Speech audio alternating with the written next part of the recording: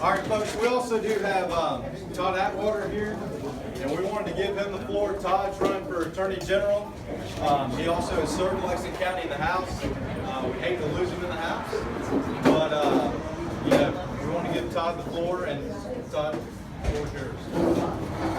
I'm going to try to speak up. The road noise is pretty bad. I want to thank the governor for joining us in Lexington. I know he has never been a stranger here, and he's never been a stranger to our family. We go to the same church, and we do very much enjoy our relationship.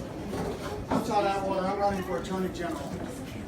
I've served in Lexington for House 87 for many of you for almost 8 years. It has been a true honor to be able to do that. I have enjoyed almost every minute. It's not fun being yelled at by people who are wrong, but that's okay too. But seriously, it has been an honor. But I think it's time that we have an Attorney General who's going to step up and do their job. That's why I'm running. It's time that we actually get things done. Because we have, and no offense to the governor, none at all, but I think this is the most important election in 2018. I truly believe that. Because it's the unique office that can stop the public corruption that we keep reading about, hearing about, and seeing in South Carolina. It is the unique office that can do things like address organized crime and gangs. So day one, I'm going to form a public corruption unit within the Attorney General's office, have a very aggressive prosecutor and a very aggressive investigator. So that we can say to the groundskeeper and the governor, guys, let's get it right. No more of this shenanigan that we're doing. Currently, we have an Attorney General who had to recuse himself. He had a conflict. Okay, you have a conflict.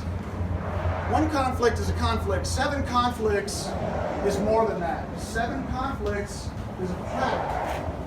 You've been elected to do a job. I was elected to do the House, and I believe I've stood tall. I've opposed my own party at times. Leadership has come down on me. Ned Toller and I, 3 years ago, had a conversation about scales. Remember that, Ned? We had a very vigorous conversation. I don't know who won. The state did, that's for sure.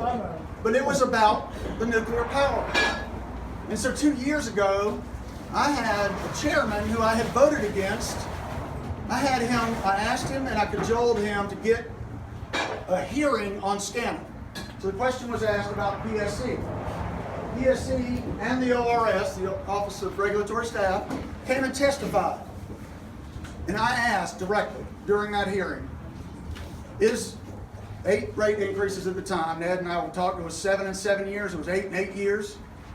Is it related in any way to the nuclear power? The answer was no. By the Office of Regulatory Staff, who are supposed to oversee the PSC. So the answer was a lie. For asking for the hearing and getting lied to, I was removed from the subcommittee, and then I was not allowed to serve on the committee that then oversaw and is still overseeing what's going on. I don't mind raising my hand and raising my voice. But when you have what's going on in South Carolina today, you need people to step forward and say it's time for me to let go of one seat and begin to carry forward with another. So again, day one, we will have a public corruption unit. Public safety is also a primary concern. Crime is on the rise. You don't hear about it because we all live in Lexington. We think we're immune somehow, and we're not. It is on the rise. Organized crime, gangs are infiltrating each and every sector of our society.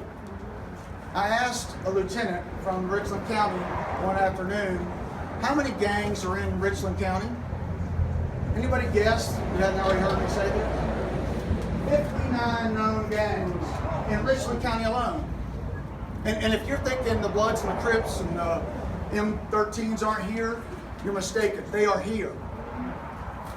At the middle school here in Lexington, 4th graders are being brought into the gangs. They are being brought in by under threat, under illusion, and it is here. And it's not just drugs, it's human trafficking, which I call human slavery, and that ranges from work to sex slave. We had a bust in Myrtle Beach. I believe it was 18 or 20 women were found in human trafficking. One of them was a 6-year-old little girl. This is serious. Myrtle Beach has a real serious human trafficking problem. Lexington County has a very serious human trafficking problem. I will form on the first day a unit, an anti-gang unit, that's going to take it to their place. We are no longer going to allow the grand jury to sit in Columbia. If we have a gang in Greenwood or Greenville or Myrtle Beach, we're going to put the grand jury on the road so that that sheriff and that solicitor, whoever is prosecuting the case, can bring their witnesses to the grand jury, not sit in our ivory tower and just sit and make them come to us. We need to stop this problem. It's not being addressed. It is being undermined. It's undermining our communities, and we can't have that anymore. Ladies and gentlemen, 26 years ago, like the governor, I started my legal career with Senator Thurmond as well. I was married to my beautiful bride, Beth. Many of you know her. My children are here. After 3.5 years as chief counsel on the Labor and Education and Health Committee, we returned home. And I've been doing law. I've been a CEO of many companies. I've started companies. I've sold companies. Took an insurance company from $13 million to $41 million in a very brief period of time. A little over a year ago, I stepped out, left the organization I had worked for, and started our own firm. I have the experience, and I'll deliver. A couple of you asked some questions Henry, you hit it. You nailed every question. I was sitting there going, oh, I wish I had that one. One of them is regulatory, because 3 times the House has passed what we call the Regulatory Freedom Act.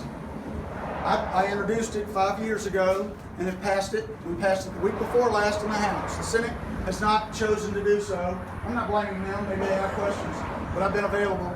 I've talked to everybody on that subcommittee. The bill is simple. Most of your answers in life are common sense and simple. This one would simply say that after 5 years, any new regulation disappears. They have to go back and go back through the process, prove that that regulation is viable and worthy of being a regulation that we have to live under. That way we can start looking at all of our regulations.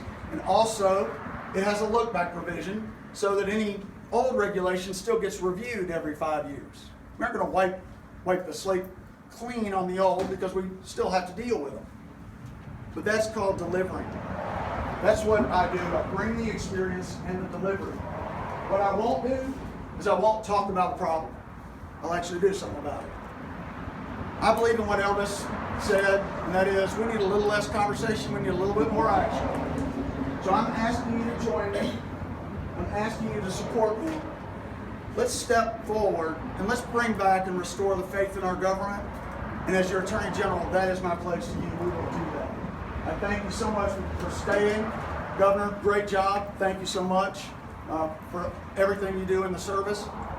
I leave behind a great House district. We have 3 members vying for it. They're all 3 here. Get to know them. It will be an honor for them to serve you as well. It has been for me. Thank you so much, and y'all have a great evening.